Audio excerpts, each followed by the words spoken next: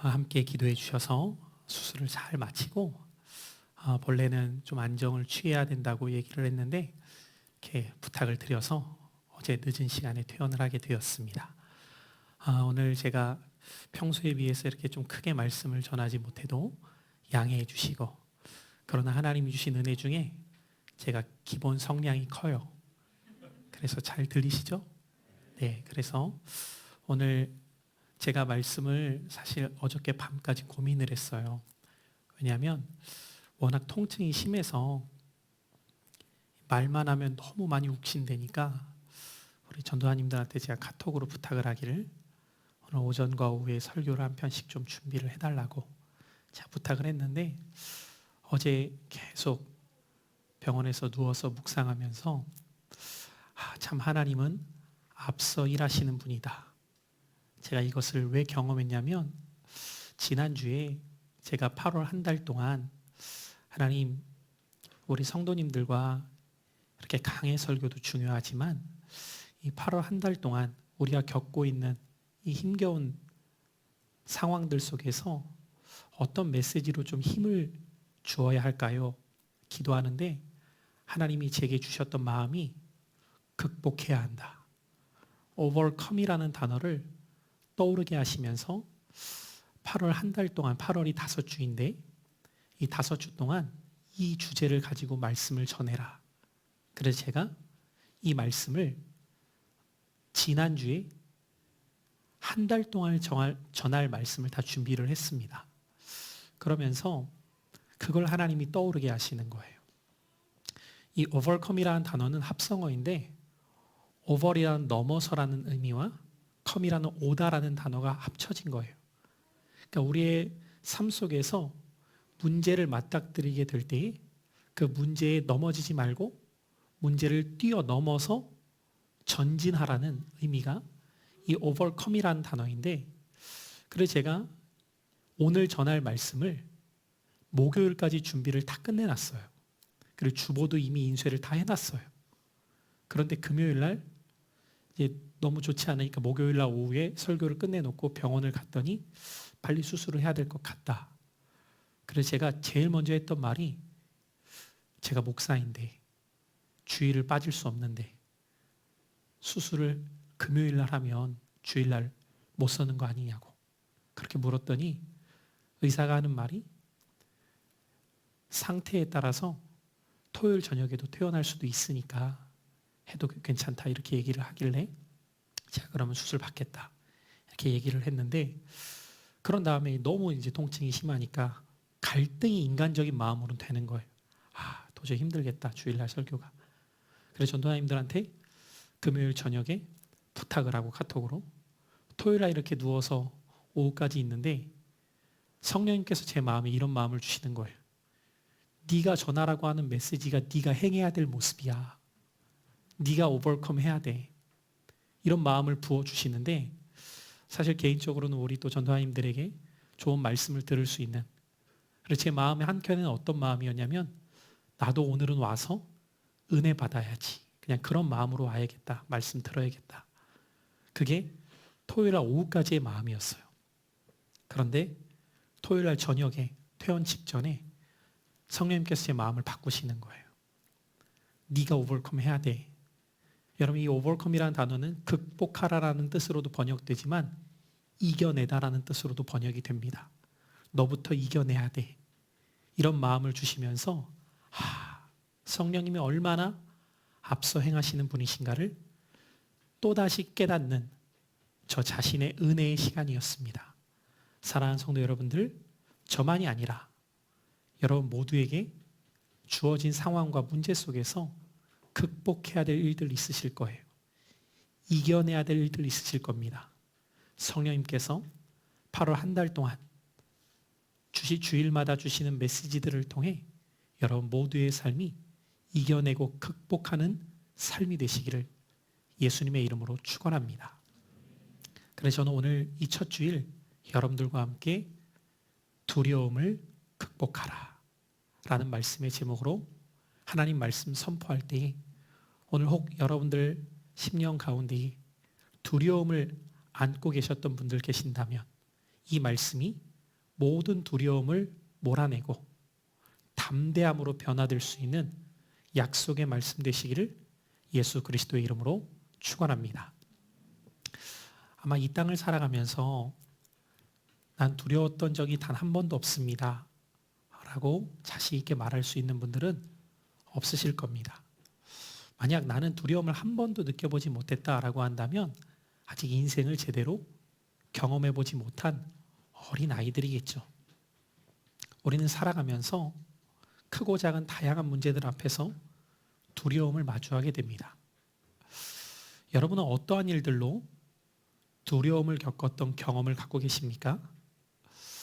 저도 돌아보니까 참 하나님 은혜였구나를 느꼈던 것 중에 하나는 제 삶 속에서 그리 수술이라는 경험을 해본 적이 없습니다. 어린 시절에 까불다가 찢어져서 급하게 응급실 가서 꼬맸던 정도의 수술은 경험이 있지만 이렇게 제 의식 속에 수술실로 들어가서 마취를 하고 수술을 받았던 경험이 별로 없는 거예요. 그러다 보니까 이번에 이렇게 내 정신을 가지고 들어가서 누워가지고 침대로 옮겨져서 수술대에 올라가는 그 경험을 처음 해본 것 같아요. 그 1년의 과정을 겪으면서 수술을 받으러 수술실에 들어가는 분들의 감정이 이런 것이구나 하는 것을 이번에 좀 제대로 느껴봤어요. 요즘에 여러분들 수술을 받더라도 쉽게 받을 수가 없더라고요. 코로나19 때문에 수술을 받기 전에는 반드시 코로나19 검사를 해야 됩니다. 저 음성 나왔습니다. 걱정하지 않으셔도 돼요. 그런데 그 검사를 받고 6시간을 대기를 해야 돼요. 수술 전에. 대기를 하는데 무슨 생각이 언뜻 드냐면 여러분 요즘에 이 코로나 양성을 받은 사람과 밀접 접촉했던 사람들은 반드시 검사 받으라고 하잖아요. 이분들이 얼마나 두려울까 생각이 드는 거예요. 저야 뭐 밀접 접촉자로서 검사 받으라는 것이 아니었기 때문에 검사를 받았지만 그런데도 6시간 동안 괜히 이 생각 저 생각이 나는 거예요. 혹시나 양성이면 어떻게 하지? 그럴 고민을 할 필요가 없는데도 그게 인간의 연약함이죠. 제가 그 전전날 화수에 교단 목사님들과 정책 수련회로 1박 2일 동안 대부도라는 곳을 다녀왔거든요. 묻는 거예요. 타 지역 다녀오시지 않았죠? 그랬더니 제가 대부도를 갔다 오긴 했는데 그랬더니 그러세요? 이렇게 저를 보는 거예요. 그래서 뭐 별일이 있겠냐마는 검사가 이제 음성이 나오면서 수술대로 올라가는데 물론 잘 의사가 수술할 거지만 그 올라가는 기분이 썩 좋지 않더라고요. 마취가 이런 거구나. 정말 나도 모르게 눈을 떴는데 수술이 끝났다는 거예요. 이게 마취구나. 그러면서 그때부터 통증이 몰려오기 시작하는데 저는 저희 아내에게 속았습니다. 왜냐하면 아내가 맹장 수술은 많이 받으니까 그렇게 아프지 않을 거라고. 전 그 말 그대로 믿었거든요. 제가 믿음이 참 좋아요. 얼마나 아프든지 이런 맹장 수술도 아픕니다. 얼마나 아프든지 정말. 그런데 이 코로나19 때문에 또 아무도 올라오지도 못해요. 수술실을 들어갈 때 여러분들 드라마 같은 경우 보면 뭐 가족들이 잘 받고 와야 돼요 뭐 이런 거 하잖아요. 아무도 없었어요. 저는 오지도 못해요. 그래서 저는 아내한테 우스갯소리로 그랬어요. 나는 병원 체질이 아닌가 보다. 병원에 입원해도 아무도 문명도 못 오고 가족도 아무도 못 있고 그냥 혼자 있어야 돼요. 혼자. 그러면서 제가 이번에 일들을 겪으면서 인생의 두려움은 지위고하를 막론하고 누구나 경험할 수 있는 일이라는 것을 새삼 느끼는 시간이었어요. 그러면서 우리의 삶에는 다양한 일들로 인하여서 두려움이 찾아올 때가 있는데 20세기 최고의 성공 철학서로 평가받는 Think and Grow Rich라는 책이 있어요. 이 책을 출간한 나폴레온 힐이라는 사람들은 7가지 두려움에 빠져 살아가게 된다라고 이야기를 합니다. 여러분에게는 몇 가지가 해당되나 생각해 보세요. 첫 번째는 가난에 대한 두려움입니다. 두 번째는 외모와 나이 들매에 대한 노화의 두려움이에요. 세 번째는 사랑하는 사람을 잃는 일에 대한 두려움이 있다고 합니다. 죽음의 문제와 연관되겠죠? 네 번째는 다른 사람들의 비난에 대한 두려움을 갖고 있다. 다섯 번째는 질병에 대한 두려움. 제가 이번에 겪은 문제이기도 하죠. 여섯 번째는 자유의 상실에 대한 두려움. 그리고 마지막 일곱 번째는 죽음에 대한 두려움이 있다라고 이야기합니다. 이 일곱 가지 두려움만 있겠습니까? 더 세부적으로 들어가면 다양한 두려움이 있을 거예요. 제가 이번에 이 수술을 받기 전에 왜 두려웠냐면 통증이 무엇인가를 제가 경험했기 때문에 두려웠던 거예요. 어떤 통증이 올지를 아니까. 그래서 여러분들 아픈 사람들이 수술 받을 때 두려워하는 이유 중에 하나가 이게 어느 정도 아플지 짐작이 가면 두렵다는 이야기들을 합니다. 이처럼 다양한 문제들로 우리는 두려워하며 살고 있죠. 그래서 토마스 홉스라는 철학자는 자신의 삶은 쌍둥이로 태어났는데 자기 자신과 두려움으로 태어났다라고까지 이야기합니다. 이것이 인생이라는 거예요. 나면서 죽는 순간까지 크고 작은 문제들로 인하여서 우리는 두려움을 경험합니다. 이처럼 모든 사람들이 경험하는 이 두려움 속에서 두 가지 반응이 나뉘어지게 됩니다. 두려움에 빠지는 삶과 두려움을 이겨내고 극복하는 삶입니다. 여러분은 어디에 속하는 삶을 살아가고 계십니까? 저는 오늘 이 아침 말씀을 듣는 여러분 모두가 다 두려움을 이겨내고 극복하는 삶이 될 수 있기를 예수 그리스도의 이름으로 축원합니다. 오늘 우리가 함께 읽은 본문의 말씀에도 보면은 두려움에 빠지게 된 예수님의 제자들의 모습을 볼 수 있습니다. 그런데 오늘 예수님의 제자들이 처한 상황을 보면 조금 의아하다는 생각을 우리는 갖게 됩니다.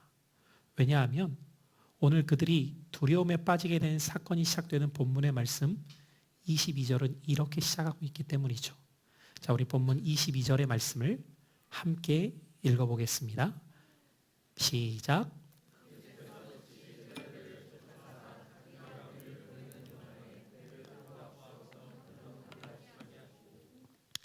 이 말씀에 보면은 특별히 제자들을 보내셨던 것이 예수님이심을 알게 돼요. 그런데 22절에서 우리가 주목해야 될 표현이 있는데 예수께서 즉시 제자들을 재촉하사. 이 재촉하사라는 말씀을 우리는 주목하게 됩니다. 제자들이 지금 예수님의 말씀대로 배를 타고 바다를 갔다가 풍랑을 만나게 된 사건을 경험하는 건데 이 모든 일련의 사건들의 시작점을 보니까 예수님께서 즉시 제자들을 재촉해서 제자들이 갔다가 이 일을 당한 겁니다.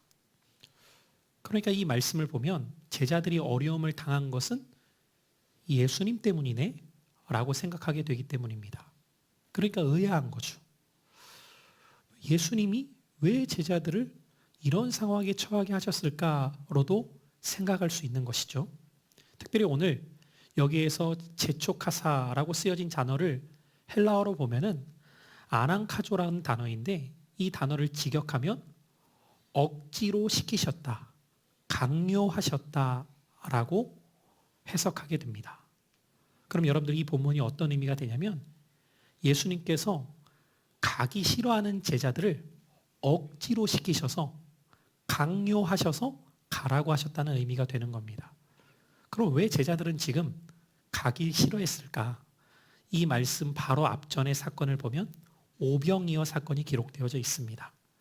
잘 아시다시피 여러분들 오병이어는 예수님의 기적 사건 가운데 가장 놀라웠던 기적에 꼽힙니다. 얼마나 많은 사람들이 이 기적으로 인하여서 흥분했던지 예수님을 모셔다가 왕으로 삼고자 했다고 성경은 말합니다. 그러니까 그 모습을 제자들이 다 지켜본 거죠. 이 모습을 지켜봤던 제자들도 흥분했을 거예요. 이야, 드디어 때가 왔구나. 예수님 곁에서 한 자리 차지할 때가 왔구나. 그래서 지금 여기에서 뭔가를 이루기를 원하는 마음이 있는데 예수님이 가라고 하니까 가고 싶겠습니까? 가기 싫은 거죠. 그러니까 제자들의 마음은 여기 머물러 있기를 원하는데 그런 제자들의 마음과는 다르게 예수님이 억지로 끌어다가 강요해서 이들을 배태워서 보내셨다는 거예요. 자, 이 말씀 속에서 우리는 중요한 몇 가지 진리를 발견해야 됩니다. 더불어서 지금 이 사건 전체 속에서 이 제자들이 놓여있는 두려움의 상황 속에서 주님의 의도가 있었다는 것을 우리는 발견해야 돼요. 모든 상황은 우연이 아닌 하나님의 놀라운 뜻이 있기 때문입니다. 자, 그렇다면 오늘 이와 같은 상황 속에서 제자들이 예수님의 말씀대로 배를 타고 몇 킬로 항해하고 있는 가운데에 풍랑을 만나게 돼요. 그리고 풍랑을 만나게 된 그들이 처음에는 어떻게든 버텨보려고 했겠지만 점차 거세지는 풍랑 앞에 두려워하며 괴로워하고 고난당하는 그 상황 속에서 오늘 이 말씀이 기록된 것입니다. 자, 그렇다면 우리들의 삶에도 이 제자들처럼 예기치 않은 문제를 만날 때가 있어요. 그들은 우리가 지금 바다에 나가면 풍랑을 만날 거야, 이것을 예상하고 나갔던 것이 아니었던 것처럼 우리들도 인생을 살아가면서 어느 때에 어느 시기에 이런 문제가 찾아올 거야 알지 못하고 살아가기 때문이죠. 저도 뜻하지 않은 거예요. 2020년 7월 말에 맹장이 터질 거야. 이걸 알고 사는 사람 없어요. 뜻하지 않게 갑자기 멀쩡했던 배가 아프고, 왜 아프지? 가서 검사했더니 급성 충수염이라는 걸 듣게 되고, 빨리 수술해야 된다는 걸 듣게 되고, 수술한 후에 이렇게 아프고 통증이 심하겠구나를 알기 때문에 이 모든 과정을 거치는 것이 아니라 모르는 상황에서 하나하나 다 경험하는 거죠. 그러니까 여러분들 모르는 상황에서 이것들을 경험하니까 두렵고 힘든 거죠. 여러분들의 인생은 어떠십니까? 뜻하지 않는 문제를 만나요? 그리고 내 힘으로 감당할 수 없어요. 그래서 마치 끌려가듯이 따라가 보는데 그 문제가 너무 고통스럽고 힘들기 때문에 두려워한 경험들이 있으실 거고, 아마 그런 상황에 지금 놓여 있는 분들도 계실 겁니다. 그렇기 때문에 오늘 이 말씀은 우리에게 더 귀 기울여 듣게 되는 주의 음성이 되어야 합니다. 자, 그러면 오늘 이 상황 속에서 두려움을 우리가 빠지는 것이 아니라 극복하는 삶이 되려면 어떻게 해야 될까를 이 본문의 말씀을 중심으로 우리가 3가지로 함께 깨닫는 시간이 되고자 합니다. 오늘 이 상황 모든 것들을 통해서 주님이 오늘을 살아가고 있는 우리들에게 가르쳐 주시는 주의 음성 첫 번째는 무엇일까요? 두려움을 극복하는 삶이 되려면 나를 향한 주님의 계획이 있음을 믿어야 한다는 것입니다. 무슨 말일까요, 여러분들? 오늘 본문 말씀과 병행 본문이 마가복음에 기록되어져 있는데 마태복음에는 쓰여지지 않은 표현이 마가복음에는 이렇게 쓰여져 있는 것을 보게 돼요. 우리 한번 다 같이 마가복음 6장 48절의 말씀인데 이 본문을 여러분들 같이 한번 읽어보시겠습니다. 시작. 바람이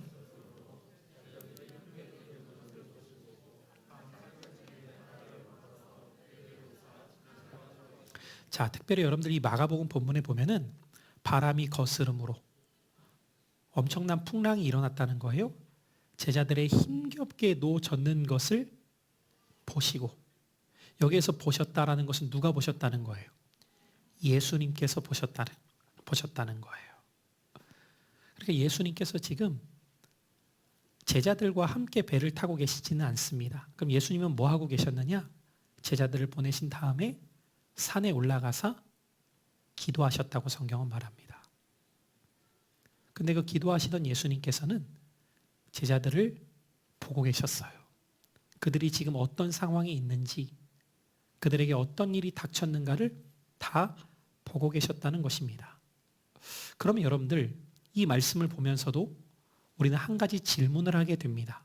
그 질문은 무엇이냐면 예수님께서는 어떤 의도로 제자들을 먼저 재촉하여 보내시고 제자들을 보고 계셨던 것일까? 여러분, 예수님은 이 모든 일련의 상황들을 알고 계셨다는 거예요. 그러면 예수님께서는 이 모든 것들을 다 아시는데 도대체 이 상황을 통해 무엇을 의도하고 계셨던 것일까? 다시 말하면 성경 기자는 지금 이 내용을 기록하면서 어떤 주님의 의도를 우리에게 보여주기를 원하는 것일까? 우리가 이것을 발견할 수 있어야 된다는 것이죠. 지금 제자들은 가기를 원치 않았어요. 그런데 예수님께서 억지로 강요해서 그들을 보내셨고 그들이 풍랑을 만난 거예요.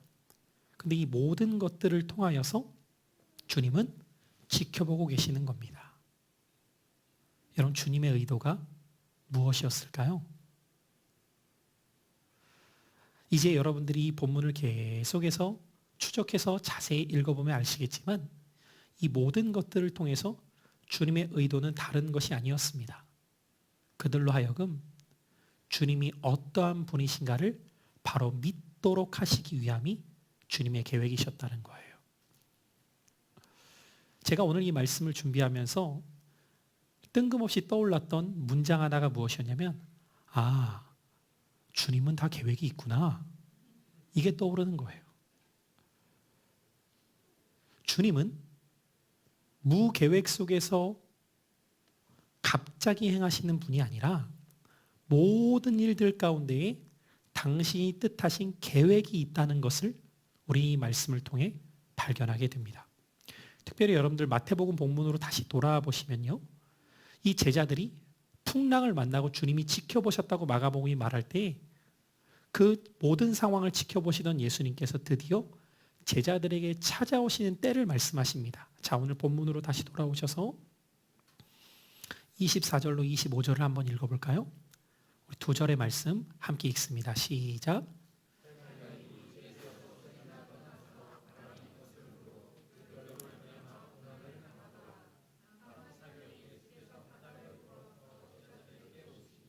특별히 여러분들, 오늘 마태는 그 시간대를 정확히 표현합니다. 언제라고 말합니까? 밤 사경때. 여러분, 이것은 로마의 시간법이에요. 로마는 저녁부터 다음날 새벽까지의 시간을 4등분하여 표현을 합니다. 저녁 6시부터 다음날 새벽 6시까지를 4등분해요. 3시간씩. 밤 1경은 저녁 6시부터 9시, 밤 2경은 밤 9시부터 12시, 밤 3경은 12시부터 새벽 3시, 4경이 시작되는 것은 새벽 3시부터 6시예요. 제가 주님이 왜 앞서 일하시는구나를 알게 되었다고 여러분들에게 말씀을 드리냐면 이 말씀 준비를 제가 목요일날 다 끝내놨어요. 그리고 나서 이 말씀을 묵상하는 가운데 이 밤 4경을 왜 굳이 언급하는 것일까라고 생각할 때에 이 밤 4경은 물리적인 크로노스의 시간을 이야기하기도 하지만 이 밤 4경이라는 것은 영적으로 카이로스의 때를 우리에게 보여주고 있구나를 깨닫게 돼요. 무슨 말이냐? 새벽 3시를 말하기도 하지만 이 시간은 주님을 경험하는 시간입니다. 그럼 여러분, 왜 이 밤 4경을 굳이 이야기하는 것일까요? 이때까지는 여러분, 예수님의 제자들 가운데 출신 자체가 어부였던 제자들이 많아요. 그러면 그들이 처음 풍랑을 만났을 때 무슨 생각을 했을까요? 자신들의 힘으로 문제를 극복하려고 했을 겁니다. 그리고 할 수 있을 거라고도 생각했을 거예요. 그런데 모든 노력을 다해도 문제를 해결할 수 없는 상황에 직면하게 되는 겁니다. 그때에 불안해지기 시작해요. 그때에 두려워지기 시작합니다. 그러면 이때 불안하고 두려울 때 내 능력 밖의 일을 경험할 때 비로소 사람은 의지할 대상을 찾기 시작하는 거예요. 이것이 밤 사경인 거예요.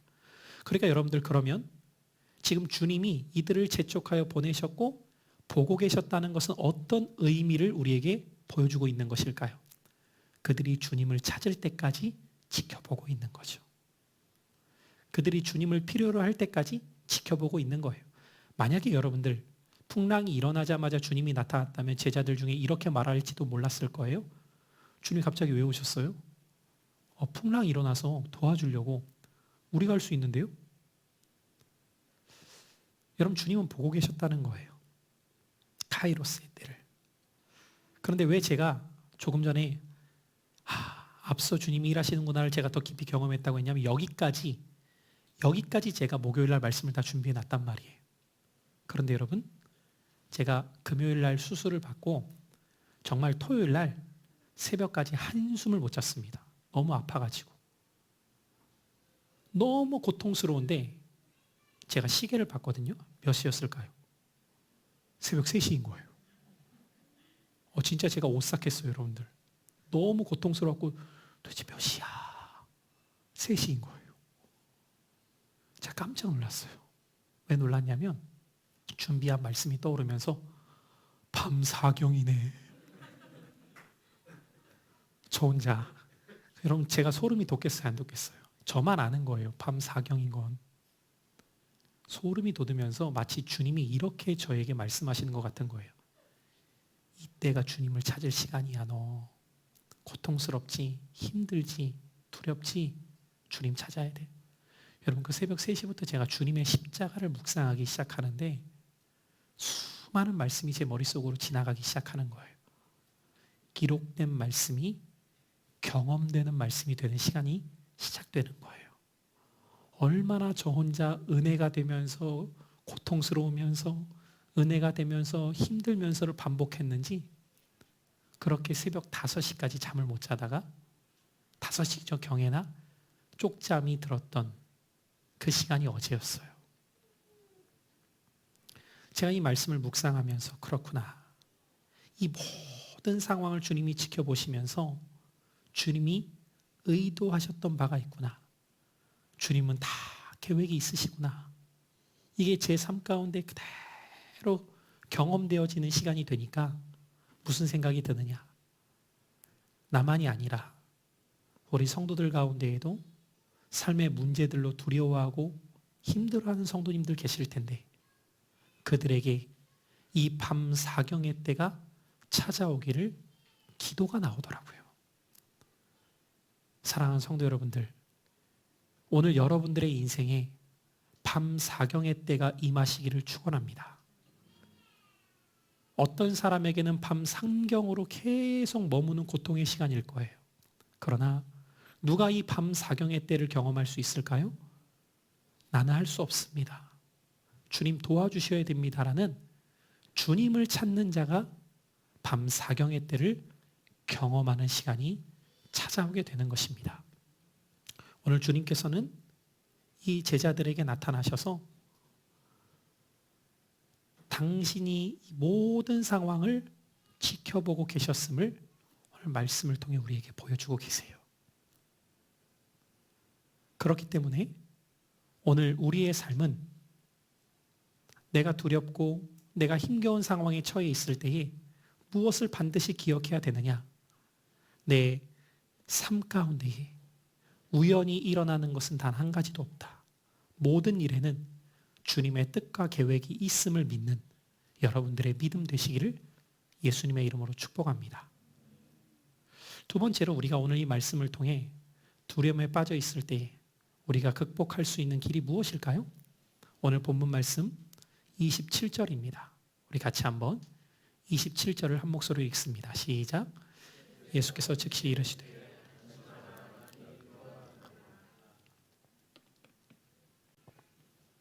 오늘 제자들에게 나타나신 예수님께서는 그들에게 이렇게 말씀하십니다. 안심하라. 나니 두려워하지 말라. 이것을 영어 성경의 표현대로 보면은 주님이 그들에게 나타나셔서 이렇게 말씀하시는 거예요. 걱정 마. 나야. 내가 왔어. 이런 의미가 돼요. 저도 수술을 받고 통증으로 너무 힘든 시간 보내고 있을 때에 밤 4경에 새벽 3시죠. 이 말씀이 떠올려지면서 그때부터 주님의 말씀을 계속 묵상하게 되는 거예요. 오늘 두려움에 빠져 있는 자가 그 두려움을 극복하고 이길 수 있는 두 번째 비결이 무엇인지 아십니까? 따라해 보시겠습니다. 주님의 말씀을 붙잡아야 합니다. 여러분, 말씀을 붙잡을 때에 우리는 두려움을 이길 수 있습니다. 두려움을 극복할 수 있어요. 저도 이 통증으로 참 힘들 때에 제가 제일 처음 붙잡았던 말씀이 시편 56편의 말씀이었는데, 우리 3절을 한번 같이 읽어보겠습니다. 시작. 내가 두려워하는 날에는 내가 주를 의지하리이다. 여러분, 뭐가 제가 그 새벽에 제일 두려웠냐면 이 통증이 안 끝날 것 같은 거예요. 내 생각이죠, 그것도. 너무 힘든 거예요. 그래서 간호사를 불러가지고 진통제를 좀 놔달라고 하는데, 진통제를 맞아도 이게 너무 아픈 거예요. 나중에 알았어요, 저는. 원래 진통제를 맞아도 이렇게 아파요? 라고 했더니 진통제에도 두 종류가 있더라고요. 강한 진통제는 마약성 진통제가 있대요. 그리고 좀 덜 강한 것은 비마약성. 그러니까 제가 맞은 건 이제 비마약성이죠. 너무 아프면 마약성 진통제를 놔달라고 하면 된대요. 근데 환자가 그걸 어떻게 알아요? 말씀하시죠. 저 짜증이 나더라고요. 설명을 안 해줬으니까 모르지 내가. 진작 알았으면 내가 새벽에 그걸 놔달라고 했지. 몰랐던 거예요. 너무 힘들었어요. 그래서 이 통증이 안 끝날까 봐. 그래서 주님의 말씀을 붙잡기 시작하는 거예요. 그러면서 이어서 이사야 41장, 제가 평소에도 즐겨 암송하는 말씀인데 10절의 말씀이에요. 우리 한번 읽어보죠. 시작. 두려워하지 말라. 내가 너와 함께함이라. 놀라지 말라. 나는 내 하나님이 됨이라. 내가 너를 굳세게 하리라. 참으로 너를 도와주리라. 참으로 나의 의로운 오른손으로 너를 붙들리라. 이 말씀을 붙잡고 몇 번을 되뇌었는지 몰라요. 그래, 나와 함께 하시오. 지금 나 붙잡아 주시오. 이사야서 43장 1절로 2절도 말합니다. 우리 계속 읽어보죠. 시작. 야곱아, 너를 창조하신 여호와께서 지금 말씀하시느니라. 이스라엘아, 너를 지으신 이가 말씀하시느니라. 너는 두려워하지 말라.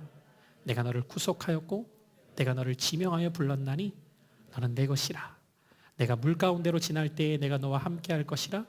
강을 건널 때에 물이 너를 침몰하지 못할 것이며 내가 불 가운데로 지날 때에 타지도 아니할 것이요 불것이 너를 사르지도 못하리.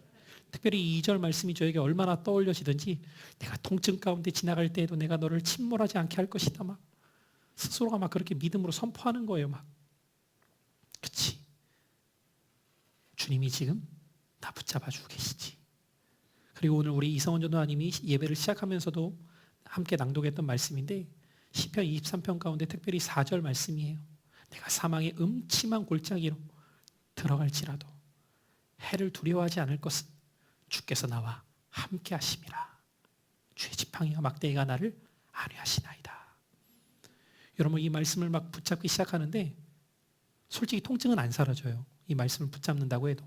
그런데 여러분, 뭐가 바뀌는지 아십니까? 내 안에 있었던 그 걱정과 두려운 마음이 담대함으로 바뀐다는 거예요. 통증은 지속되고 있어요. 그런데 이 약속의 말씀을 막 굳건히 붙잡으니까 내 심령에서부터 그렇지, 지나간다, 끝난다, 건강해진다, 이 마음으로 내 안에서 힘이 북돋아지기 시작하는 거예요. 사랑하는 신광의 성도 여러분들, 하나님의 말씀은 상황을 바꾸는 것이 아니라 나의 마음을 변화시킵니다. 오늘 여러분들에게 여전히 두려움의 문제가 있다 할지라도, 사라지지 않는다 할지라도 말씀을 붙들고 나아가십시오.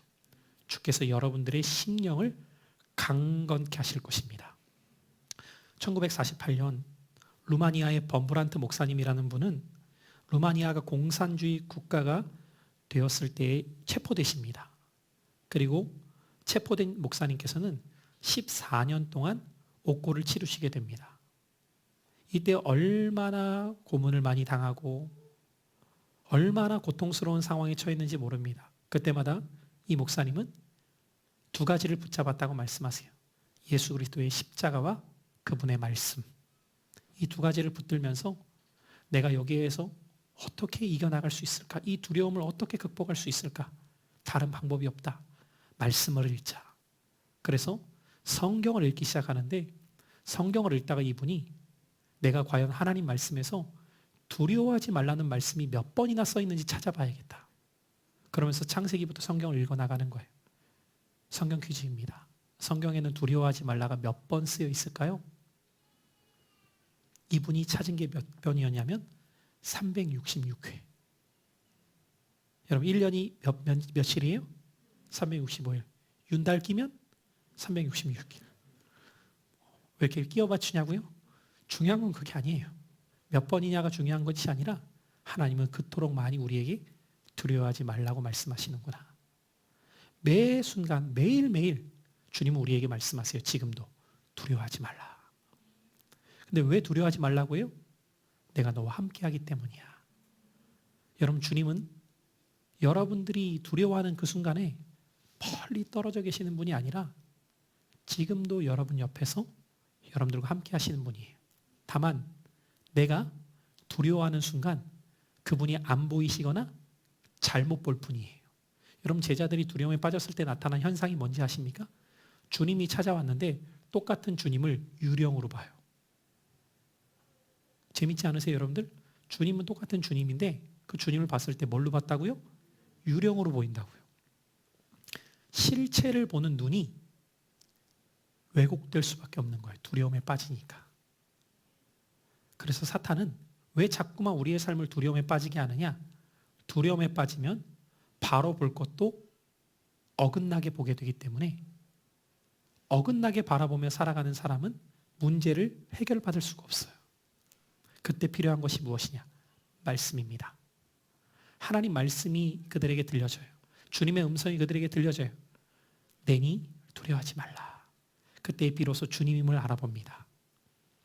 그리고 베드로가 주를 향해서 주님이시거든 나로 명하사 당신에게 오게 하소서. 그래서 전무후무하게 물 위를 걷는 자가 베드로가 된 거죠. 사랑하는 성도 여러분들, 오늘 이 아침에도 저도 정말 오늘 아침에도 일어났는데 통증이 계속 되니까 참 힘든 거예요. 뭐 움직이기만 하면 이게 아프고 말만 하면 지금도 여러분들 보이시지 않으니까 모르죠. 제가 말하면서도 계속 지금 통증을 느끼는 걸 모르실 거예요. 여러분들 계속 욱신대는 걸. 그런데 제가 오늘 여기를 쓰기로 결단했던 것은 다른 것 때문이 아니었어요. 주님의 말씀 붙드니까 힘 주시고 용기 주시고 그렇지. 한 영혼을 담당하는 목사로서 나에게 주어진 이 책임감의 무게가 결코 가볍지 않음을 기억하며 내가 있어야 될 자리를 지켜야지. 오늘 그 결단으로 나오는 거예요. 그런데 또 서니까 전할 수 있는 힘 주시잖아요. 사랑하는 성도 여러분들, 말씀이 능력입니다. 여러분들 말씀 붙드시길 축복합니다. 마지막 세 번째로 우리가 두려움을 극복하려면 어떻게 해야 될까요? 오늘 본문 말씀 특별히 30절로 31절에 우리 두 절의 말씀을 읽어보겠습니다. 시작. 바람을 보고 무서워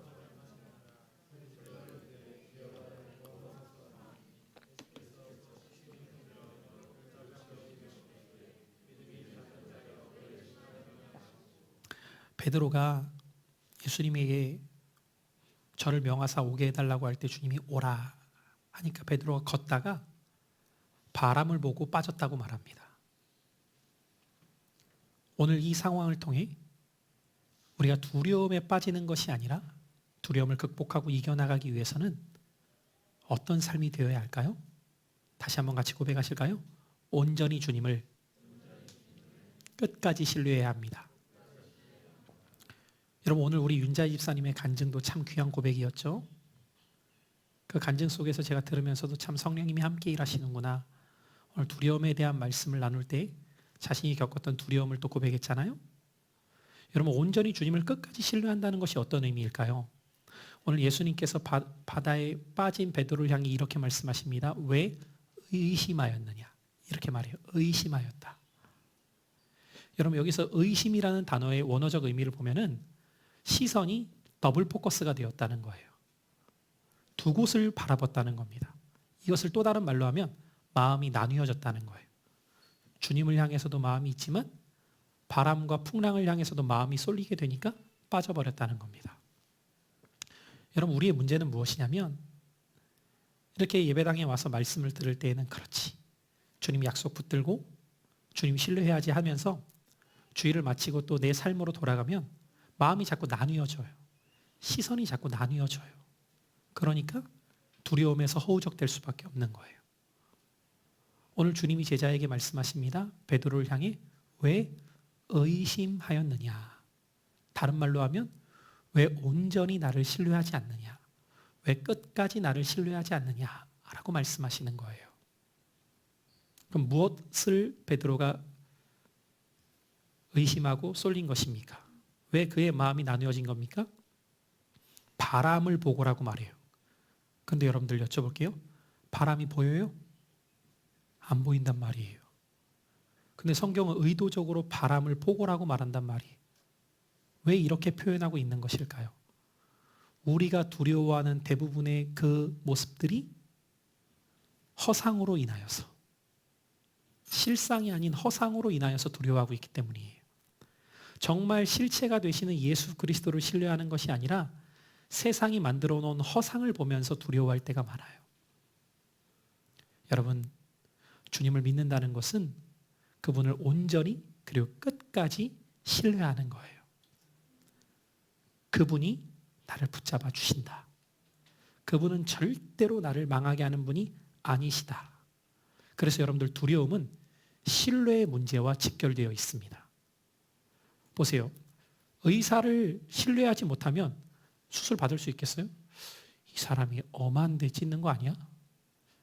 이 사람이 수술 잘 못해가지고 오히려 다른 병이 더 커지는 거 아니야? 이런 두려움이 있으면 절대로 수술 못 받죠. 제가 이번에 이 수술을 받으면서도 느끼는 건 그렇지. 믿음이라는 것은 다른 게 아니구나. 맡기는 거구나. 믿음이 뭐라고요? 맡기는 거예요, 여러분들. 다른 게 아니에요. 그러면서 성경 말씀을 묵상하는데 성경도 믿음을 뭐라고 정의하느냐? 맡기는 거로 정의해요.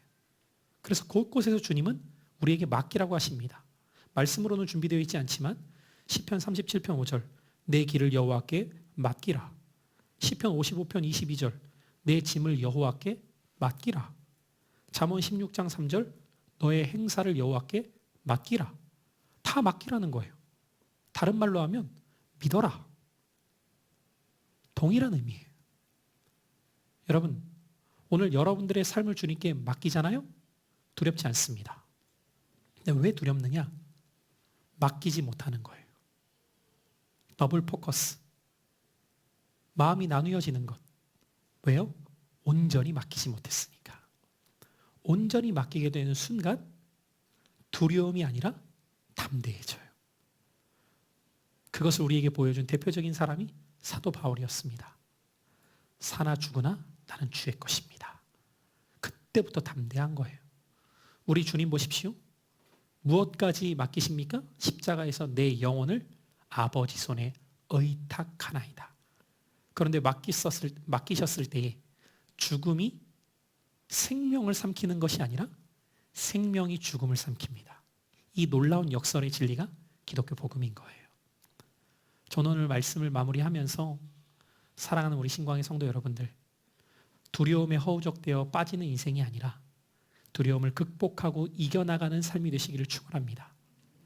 그러기 위해 오늘 이 말씀 속에 나의 모든 삶을 향한 주님의 계획이 있음을 믿으십시오. 그리고 그것을 여러분들이 믿는다면 오늘 여러분들 삶 가운데 주님의 말씀을 붙드십시오. 그리고 주님의 말씀을 붙들었다면 한순간이 아니라 온전히 끝까지 주님을 신뢰함으로 여러분들의 인생을 맡기셔서 지금 이 순간부터 문제를 바라보는 자가 아니라 주님을 바라보며 담대하게 살아가는 저와 여러분들의 신앙이 될 수 있기를 예수 그리스도의 이름으로 축복합니다.